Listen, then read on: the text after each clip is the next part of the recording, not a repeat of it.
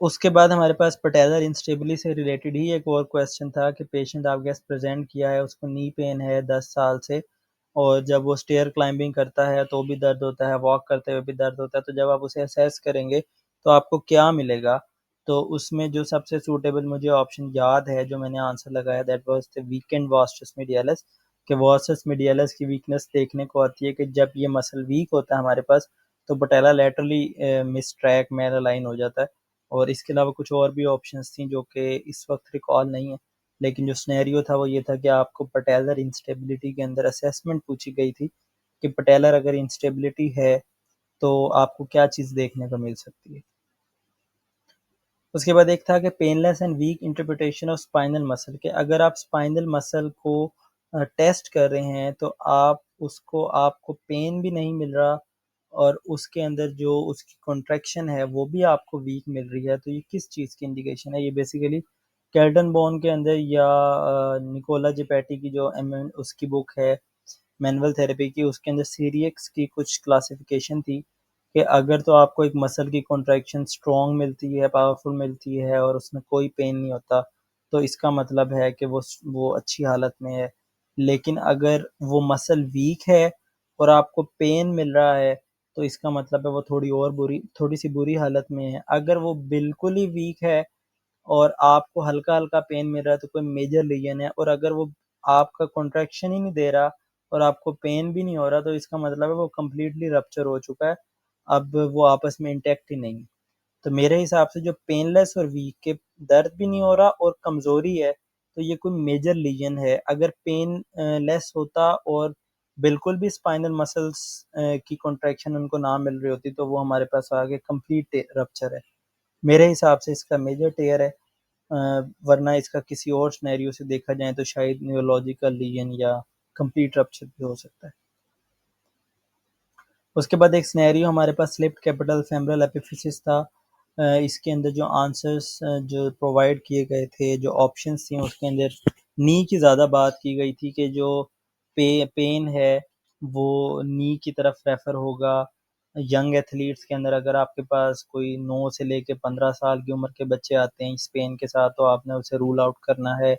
2-3 और ऑप्शंस थी, तो एग्जैक्ट जो करेक्ट ऑप्शन है मुझे इसमें कंफर्म नहीं थी, लेकिन आप इसको रीड कर लीजिएगा कि स्लिप कैपिटल फैमिली एपिफिसिस के अंदर क्या हमारी प्रेजेंटिंग कंप्लेन हो सकती है और किस किस चीज़ का हमने ख्याल करना है। उसके बाद एक सवाल था गेट से कि विच movement occurs at the spine during stance phase of the right foot. तो मेरे हिसाब से कि जो लेटरल जिस जब स्टांस फेज के अंदर आप आते हैं तो जो स्पाइन है वो अपोजिट साइड की तरफ मूव करने की कोशिश करती है। तो इसके अंदर हमारे पास फ्लेक्शन अपोजिट साइड पे होगी, लेटरल फ्लेक्शन साइड पे होगी, और जब हम लेफ्ट स्टांस फेज में आएंगे तो लेटरल फ्लेक्शन हमारी राइट साइड पे चली जाएगी। लेकिन अगर इसका आंसर कुछ और है तो आपको लगता है आपका करेक्ट आंसर कुछ और बनता है तो इसको कमेंट्स में मुझे ज़रूर बताइए। नेक्स्ट वॉज कि कौन सी टिल्ट देखने को मिलती है स्वे बैक पोस्चर के अंदर। तो जो हमारी बुक्स हैं उसमें सबसे ज़्यादा जो लिखा गया है स्वे बैक में वो पोस्टीरियर पेल्विक टिल्ट है, लेकिन अगर आप स्वे बैक पोस्चर को देखें तो उसके अंदर किसी हद तक लेटरल पेल्विक टिल्ट भी देखने को मिलती है। तो मैं कंफ्यूज हूँ इसके अंदर कि मेरे हिसाब से इसके आंसर बी एंड सी हो सकते हैं, लेकिन सबसे कॉमनली बी है। लेकिन अगर हम उसको बुक्स के अंदर हमें अगर एग्जैक्ट लाइंस मिल जाएं कि क्या लेटरल होती भी है या नहीं तो हम ये चीज़ कंफर्म कर सकते हैं। लेकिन ये पेल्विक टिल्ट से हमारा जो पीपीएससी का पेपर था उसके अंदर ये सवाल था। उसके बाद पेल्विक टिल्ट से रिलेटेड ही था कि टर्नरबर्ग साइन अगर पॉजिटिव आता है पेशेंट्स के अंदर तो कौन सी टिल्ट देखने को मिलती है। तो इस बारे में मैं डेड श्योर हूँ कि लेटरल पेल्विक टिल्ट मिलती है। बेसिकली टर्नरबर्ग साइन आता ही तब है जब आप पेशेंट को यूनिलैटरल वेट बेयरिंग कराते हैं, तो जब वो एक साइड पे अपना वेट शिफ्ट करता है तो दूसरी साइड पे पेल्विस ड्रॉप करती है, वो बेसिकली लैटरल पेल्विक टिल्ट ही है। और जब वो वॉक करता है तो लैटरल पेल्विक टिल्ट देखने को मिलती है। तो हमारे पास जो इसका आंसर था that was lateral pelvic tilt. उसके बाद आप एक था कि अगर आप एक पेशेंट की असेसमेंट कर रहे हैं स्पाइन की इंटीरियर से पोस्टीरियर साइड की तरफ और आपको कन्वेक्सिटी मिलती है स्पाइन की, तो नीचे जो आपको ऑप्शन प्रोवाइड किए गए हैं उसमें से कौन सी चीज़ हो सकती है। तो इसमें थोड़ा सा कंफ्यूजिंग था कि अगर तो हम बैक से फ्रंट की तरफ देखें और कन्वेक्सिटी है तो हम कहेंगे कि उसको काइफोसिस है। लेकिन अगर हम एंटीरियर से पोस्टीरियर की तरफ आएँ और हम कहें कि कन्वेक्सिटी उस ऑपोजिट साइड पे है तो मे बी हमें यहाँ पे हम लॉर्डोसिस की तरफ जाएँ। तो इसके अंदर जो वर्डिंग थी मेरे हिसाब से मुझे वो थोड़ी कंफ्यूजिंग लगी, और मैंने जो उसका आंसर काइफोसिस ही लगाया था कि कन्वेक्सिटी अगर स्पाइन की आपको मिल रही है, आप ज़ाहिर है पेशेंट को बैक से ही देखेंगे, पीछे से आप देख रहे हैं और आपको कन्वेक्सिटी मिल रही है स्पाइन की, तो दैट वुड बी काइफोसिस। उसके बाद एक लाइन का एमसीक्यू था रीसेट, और एक इसके साथ एक और वर्ड था कि ये चीज़ें हम किस डोमेन में स्टडी करते हैं। बेसिकली मुझे वो वर्ड एज इट इज़ याद नहीं है, लेकिन वो मिलता जुलता बायोमैकेनिक्स के से था, तो उसका आंसर मैंने बायोमैकेनिक्स लगाया है। और मे बी उसका एनाटमी से ताल्लुक उसका नहीं बनता था, अगर होता तो हमें कोई वर्ड ऐसा था, लेकिन वो बायोमैकेनिक्स से मिलता जुलता था, तो उसका आंसर हमारे पास बायोमैकेनिक्स। उसके बाद कार्डियक साइकिल के अंदर से एक एमसीक्यू था कि अगर हम एक रेस्टिंग पर्सन का कार्डियक साइकिल कंपेयर कर रहे हैं एक ऐसे बंदे के साथ जो कि एक्सरसाइज कर रहा है, तो सिस्टली और डायस्टली के अंदर हमें क्या चेंजेस देखने को मिलते हैं। एक था कि दोनों सिस्टली और डायस्टली दोनों डिक्रीज हो जाते हैं, एक था कि डायस्टली इंक्रीज होता है, सिस्टली डिक्रीज होता है, एक में था कि सिस्टली और डायस्टली दोनों इंक्रीज होते हैं। लेकिन बुक्स के अंदर जो मेन चीज़ है वो ये है कि सिस्टली इंक्रीज करता है लेकिन डायस्टली तकरीबन सेम रहता है, या ये किसी हद तक डिक्रीज भी होता है। फिजियोलॉजी पढ़े हुए हमें काफ़ी अरसा हो गया, तो अगर किसी ने फिजियोलॉजी अभी रिसेंटली पढ़ी है और इसका उसको करेक्ट आंसर अश्योरिटी के साथ पढ़ा है, पता है वो जरूर। उसके बाद रिस्ट एक्सटेंशन की एंड फील पूछी गई थी। बोन टू बोन नहीं होती, इसकी फील होती है जो कि हमारी जो हमारे स्ट्रक्चर्स हैं जॉइंट्स पे, जब वो टॉट हो जाते हैं तो उसकी वजह से देखने को मिलती है। एम्प्टी एंड फील नहीं मिलती, empty and feel is an abnormal and feel. और सॉफ्ट टिश्यू अप्रोक्सीमेशन हमें एल्बो फ्लेक्शन में मिलती है, हमें रिस्ट एक्सटेंशन में नहीं मिलती। तो जो इसका आंसर था दैट वाज टिश्यू स्ट्रेच, के एंड पे हमें टिश्यू स्ट्रेच देखने को मिलता है, जिसकी वजह से हम फर्दर अपनी रिस्ट को एक्सटेंड नहीं कर सकते। उसके बाद शुरू के अंदर एक एमसीक्यू था कि एक पेशेंट आपके पास आया है काफ पेन के साथ, आपने उसको इंस्ट्रक्शन दी है कि वो काउच पे प्रोन लेटे, शीन उसकी सपोर्टेड है लेकिन फुट उसका हवा में है, और आपने उसके गैस्ट्रोक्नीमियस मसल को प्रेस किया, स्क्वीज किया और एक टेस्ट परफॉर्म किया है। और वो कौन सा टेस्ट है, तो वो बेसिकली होमन्स टेस्ट है जो कि हम डीवीटी को देखने के लिए करते हैं। और इसके अंदर एक चीज़ और भी लिखी गई थी कि जब आप काफ को प्रेस करेंगे, स्क्वीज करेंगे, तो मूवमेंट कौन सी देखने को मिलेगी। तो जब हम प्लांटर फ्लेक्सर्स को, एक गैस्ट्रोक्नीमियस को जब हम स्क्वीज करेंगे तो हमें प्लांटर फ्लेक्शन देखने को मिलेगी। तो कुछ इस तरह के भी सवाल थे कि ऑप्शंस थे कि Homans test comma dorsiflexion of ankle, Homans test comma plantar flexion of ankle. तो जो करेक्ट ऑप्शन था वो हमारे पास Homans test comma plantar flexion of the ankle. उसके बाद आयंटोफ्रोसिस की बात थी कि एक पेशेंट है, उसको आपने ऑर्थोपेडिक सर्जन ने आपके पास रेफ़र किया है और उसके शोल्डर में कैल्सिफिक टेंडनाइटिस है, और अब आप उस कैल्सिफिक टेंडनाइटिस को रिजॉल्व करने के लिए आयंटोफ्रोसिस करने लगे हैं, तो कौन सी ड्रग यूज़ करेंगे। तो दो चार ऑप्शंस थी, जो जहाँ तक मुझे याद है कि एसिटिक एसिड का रोल है कैल्सिफिक टेंडनाइटिस के अंदर, तो इसका जो करेक्ट आंसर था दैट वाज एसिटिक एसिड। उसके बाद कॉन्ट्रा इंडिकेशन पूछी गई थी शॉर्ट वेव डायथर्मी की, लिखने में ऐसा लगा, लेकिन जब उसके अंदर नोट का वर्ड देखा गया कि इसमें ये पूछा गया क्या which is of the following is not a Contra indication for short wave diathermy, कि बाकी सारी कॉन्ट्रा इंडिकेशंस हैं, कौन सी एक नहीं है। तो metal implant absolute Contra indication है, कार्डियक पेसमेकर एक एब्सोल्यूट कॉन्ट्रा इंडिकेशन है, एक्यूट वुंड एक इंडिकेशन है कि एक्यूट वुंड के ऊपर आप डायथर्मी नहीं करते।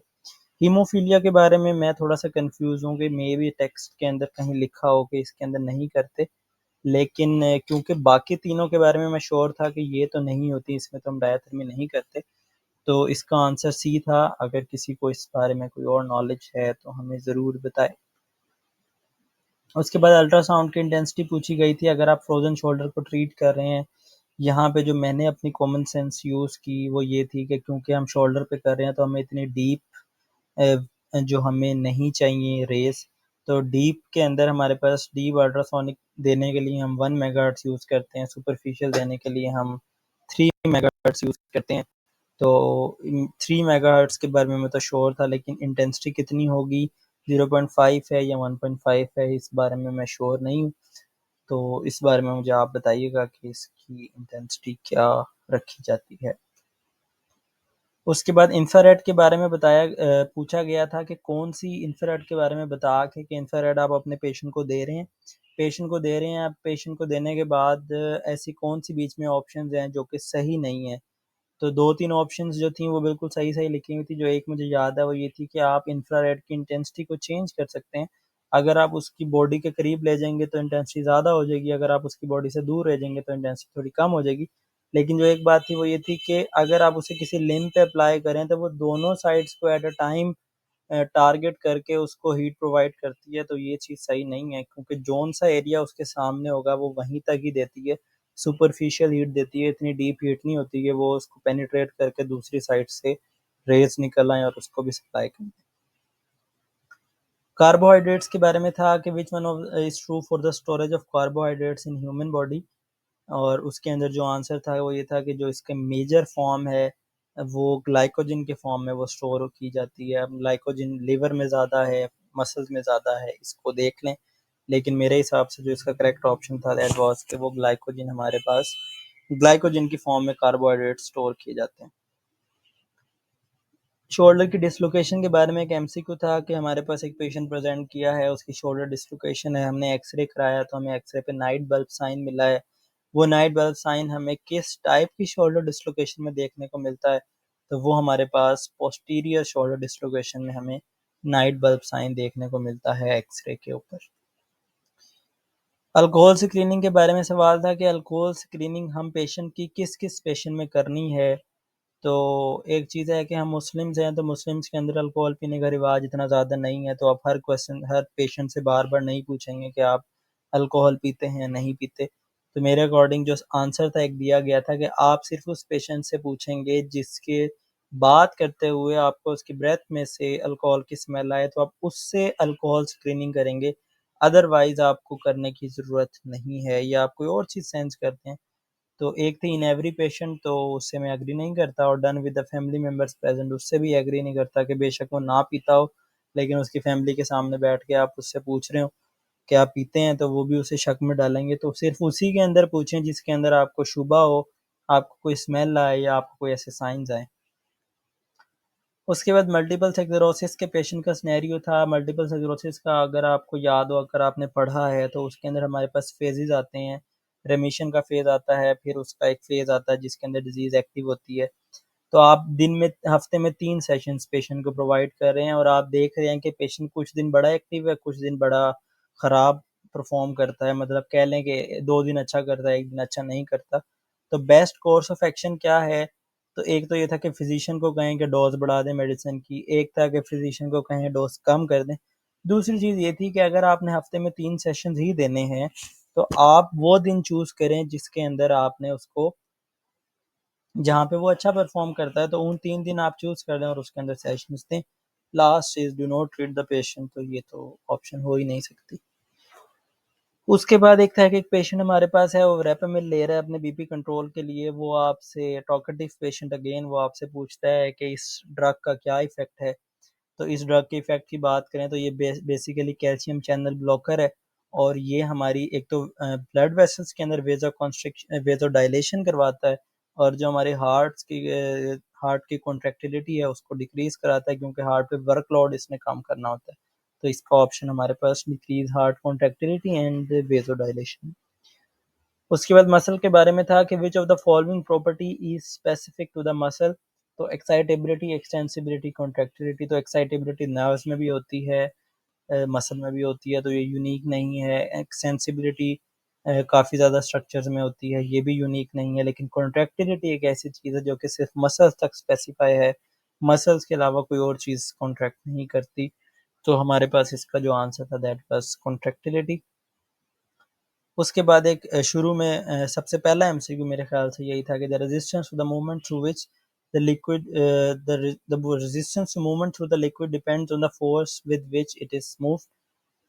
बेसिकली ये वर्डिंग थोड़ी सी कंफ्यूजिंग है कि इसमें था कि ऑब्जेक्ट को जब आप लिक्विड में से मूव करते हैं तो जितनी रेजिस्टेंस आनी है वो किस चीज़ पे डिपेंड करती है, उसकी स्पीड पे डिपेंड करती है कि आपने किस स्पीड से मूव किया है। तो ये इसको हम क्या कहते हैं? तो I was confuse between viscosity and hydromechanics, कि विस्कोसिटी क्योंकि उसकी रेजिस्टेंस को कहते हैं, लेकिन मे बी इसका आंसर हाइड्रोमैकेनिक्स है और मे बी इट्स विस्कोसिटी। अगर आपको इसका कंफर्म है आंसर तो हमें बताएं। नेक्स्ट वाज कि टेट्रोलॉजी ऑफ फैलेट के बारे में पूछा गया था कि एक चाइल्ड आपके पास प्रेजेंट किया है, ये सिम्टम्स हैं, आपने सस्पेक्ट किया है कि उसको टेट्रोलॉजी ऑफ फैलेट है। टेट्रोलॉजी ऑफ फैलेट के अंदर कौन से ऐसे चार ऑप्शन में से एक ऑप्शन है जो कि करेक्टली डिफाइन करता है? तो हमारे पास था वीएसटी, पल्मोनरी स्टेनोसिस, एओर्टा की अबनॉर्मल प्लेसमेंट और राइट वेंट्रिकुलर हाइपरट्रोफी। किसी ऑप्शन में राइट वेंट्रिकुलर हाइपरट्रोफी दिया गया था, किसी में पल्मोनरी स्टेनोसिस के साथ लेफ्ट वेंट्रिकुलर हाइपरट्रोफी दिया गया था, किसी में एएसटी दिया गया था। तो करेक्ट ऑप्शन इन चार ऑप्शंस का था।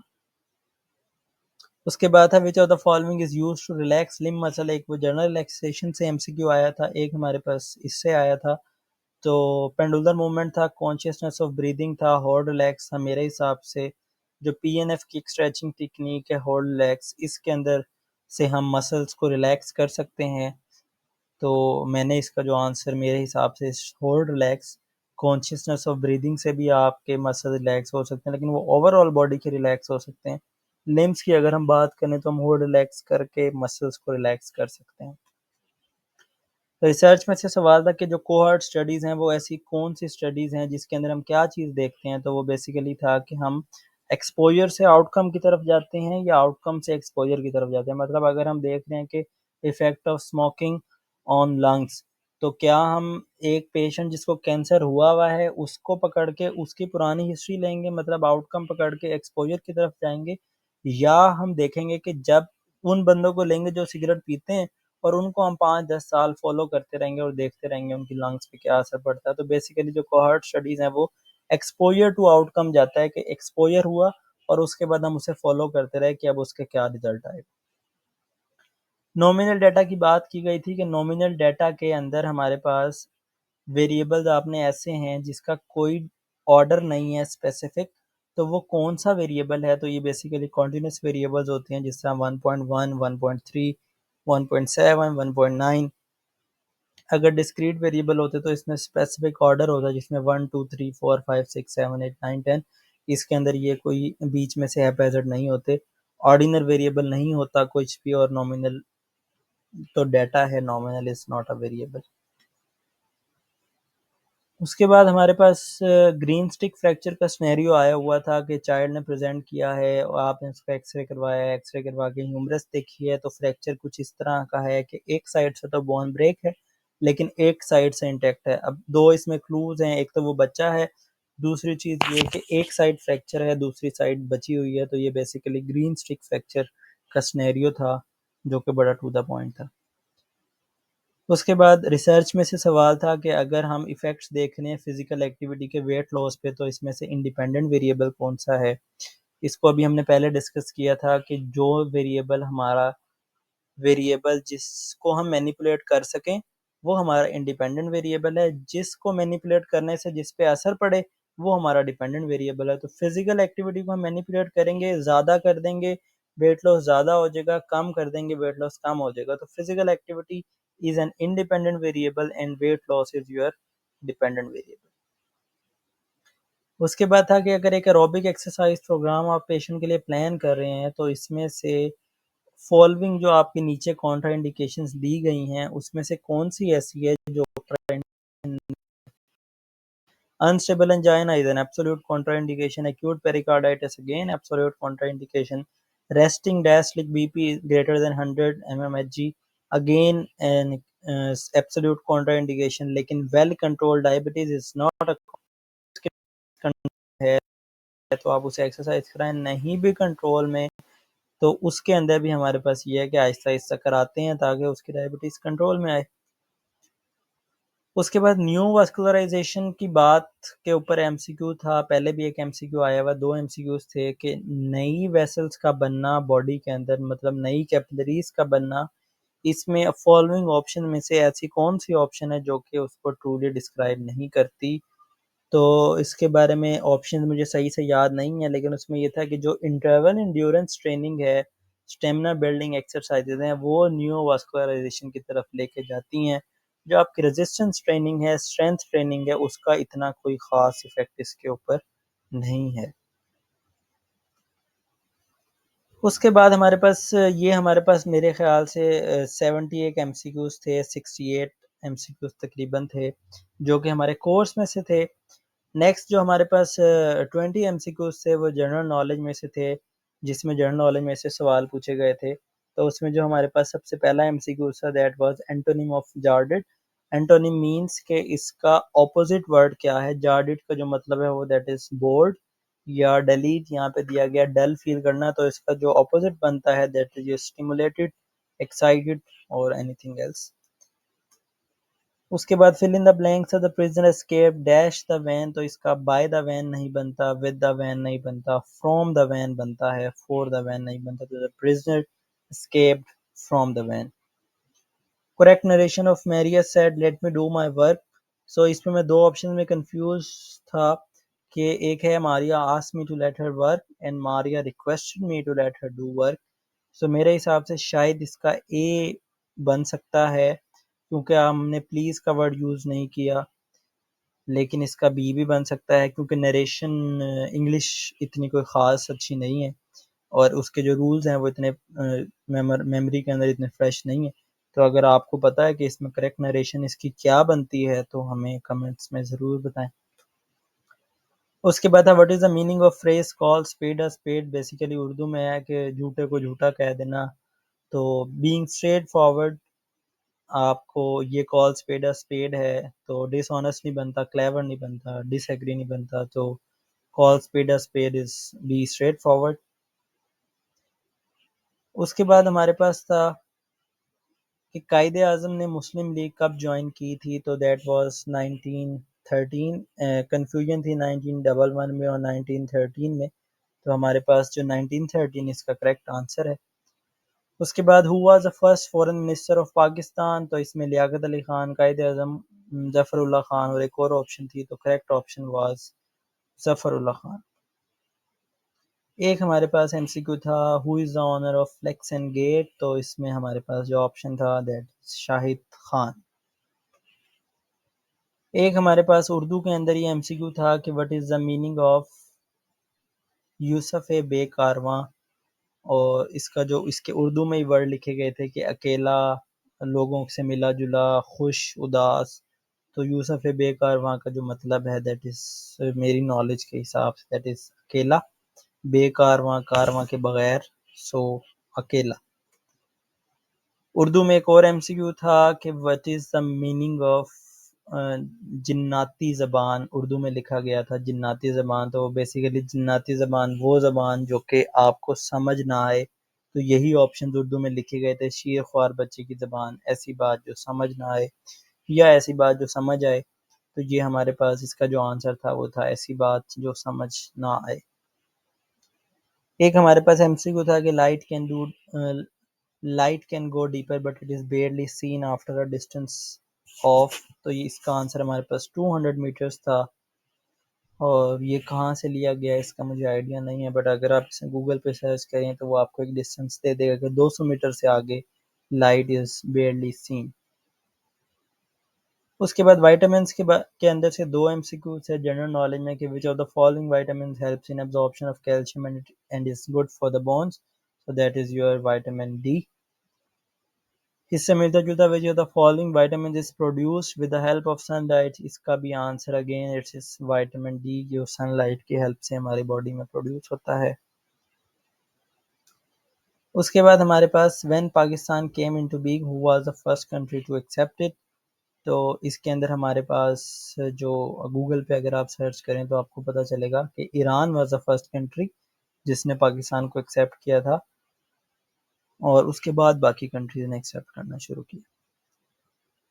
एक हमारे पास जनरल नॉलेज में एमसीक्यू था कि the headquarters of economic corporation organization are located in, again इसका आंसर वाज ईरान कि इकोनॉमिक कॉरपोरेशन ऑर्गेनाइजेशन का जो हेडक्वार्टर्स हैं वो हमारे ईरान में लोकेटेड है। उसके बाद थोड़ा सी कैलकुलेशन वाला एक एमसीक्यू था कि आपके पास 25 स्टूडेंट्स हैं, आपने उनकी मीन हाइट कैलकुलेट की है जो कि 4.41 फीट है। उसके बाद एक और स्टूडेंट आ गया है जिसकी हाइट 5.7 है। अब मीन हाइट आपकी क्या बनेगी? तो बेसिकली इसमें कुछ फार्मूलाज थे कि बेसिकली जो आपका सैंपल है वो एक्स जो है वो आपका एन जो है वो आपका 25 था, और जो आपका मीन निकला एक्स बार वो आपका 4.41 है। और इसका फार्मूला जो है that is your x bar is equal to summation f over n. तो समीशन इसके अंदर आपने मिक्स कर इसकी पहले वैल्यू निकालनी थी कि आपके पास जो समीशन एफ है वो कितना आ रहा है। समीशन एफ निकालने के बाद आपने सिंपली समीशन एफ के अंदर 5.7 को ऐड करके और फिर उसको हमने 26 से डिवाइड कर देना था, तो हमारे पास ये वैल्यू आ जाती जो कि समवेयर 4.2 या 3 के अराउंड था। ये ऑप्शन करेक्ट नहीं है, लेकिन आपको बताने का पर्पज़ है कि कुछ इस तरह का एमसीक्यू था। एक अगेन कैलकुलेशन से रिलेटेड था कि आपके पास 5 एम्प्लॉयज़ हैं, उनको 25,000 लेटर्स डालने हैं इन्वेलप्स में। उसकी स्पीड दी गई थी कि जो एम्प्लॉय ए है वो 1100 एम्प्लॉयज़ एनवेलप्स डाल रहा है, बी जो है वो 1250 डाल रहा है, सी 1350 एंड सो ऑन।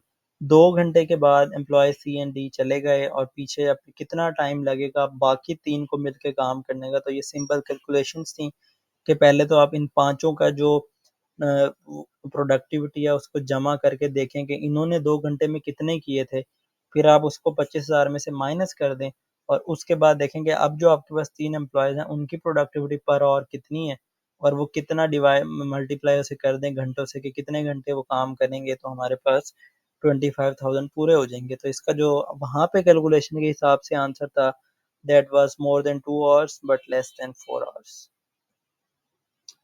उसके बाद हमारे पास एक एमसीक्यू था कि हज़रत दातागंज पाकशाली हजवेरी का इसमें से किसके साथ ताल्लुक़ था, और इसमें डिफरेंट लिखी गई थी कादरी, नक्शबंदी, चिश्ती। इस बारे में मैं श्योर नहीं हूँ, अगर आप श्योर हैं तो आप बताइएगा कि इसमें इनका किससे ताल्लुक़ था। उसके बाद माइक्रोसॉफ्ट वर्ड के अंदर से एक एमसीक्यू था कि अगर आपने एक ब्लॉक ऑफ टेक्स्ट को एक जगह से मूव करके दूसरी जगह पे लेकर जाना है तो आप किस तरह लेकर जाएंगे? तो कॉपी एंड पेस्ट करेंगे, कट एंड पेस्ट करेंगे, paste and copy and paste and cut. तो इसमें कट एंड पेस्ट करेंगे अगर आपने मूव करना है। अगर आपने कॉपी करना होता तो कॉपी एंड पेस्ट करते, अगर आपने एक जगह से उठा के दूसरी जगह लेकर जाना है तो that would be cut cut and paste. इसी में ही एक सवाल था एमएस वर्ड से रिलेटेड ही कि अगर आपने एक सेम फाइल की डुप्लीकेट कॉपी करनी है सेव कंप्यूटर में तो किस तरह करेंगे? तो उसका जो तरीका है वो सेव एज़ के फॉर्म ना जब आप क्लिक करते हैं तो एक नई फ़ाइल आपकी सेव होती है, उसका आप सिंपली नाम चेंज कर दें और आपकी जो फ़ाइल है वो as a duplicate copy save हो जाती है। लास्ट एक जो 20th एमसीक्यू था जनरल का था, वो कोई एक डील थी जिसका ईयर पूछा गया था कि ये वाली डील कब साइन हुई थी। अब उस डील का जो नाम है वो बड़ा कोई अजीबो-गरीब किस्म का था, तो आई एम नॉट श्योर कि वो नाम क्या था। जिसको याद है तो वो हमें नाम बता दे। और उस डील के ईयर्स पूछे गए थे। तो बेसिकली ये थे हमारे सारे जितने हमारे पास 100 एमसीक्यूज़ के अंदर से हमारे पास आई थिंक 85 के अराउंड एमसीक्यूज़ हमारे पीपीएससी के जो थे वो हमारे पास ये एमसीक्यूज़ थे। इससे रिलेटेड जो आपको आंसर्स बताए गए हैं उसके अंदर हमारे पास जो चीज़ें हैं कि लाज़मी नहीं है कि जो आंसर्स आपको बताए गए हैं वो सारे के सारे सही हों, वो आंसर्स गलत भी हो सकते हैं। तो अगर आपको सही आंसर्स पता है इनके तो वो आप सिंपली कमेंट सेक्शंस के अंदर उसको लिख दें, ताकि फर्दर जब भी कोई स्टूडेंट इसकी तैयारी करने के लिए इस वीडियो को देखेगा तो उसके पास एमसीक्यू की स्टेटमेंट्स के साथ-साथ सही आंसर्स भी प्रेज़ेंट होंगे। वीडियो देखने का एंड तक देखने का शुक्रिया। जाते-जाते आप इस चैनल को सब्सक्राइब कर दीजिएगा ताकि ये आप जैसे और भी लोगों तक इनकी वीडियोस पहुंचती रहें। Thank you so much. अल्लाह हाफ़िज़।